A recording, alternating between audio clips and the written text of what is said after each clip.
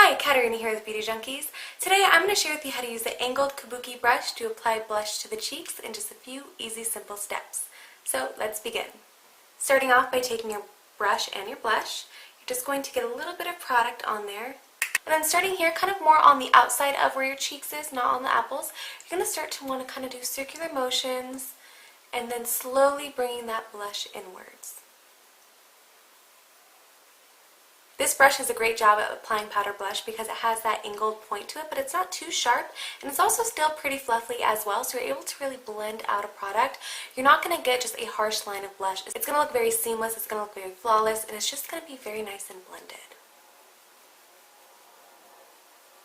Like you can see, this side has the blush on, no blush on this side. I'm going to do the same thing on the other side. Starting more at the back towards your hairline, and then slowly bringing the blush inwards, doing circular and buffing motions.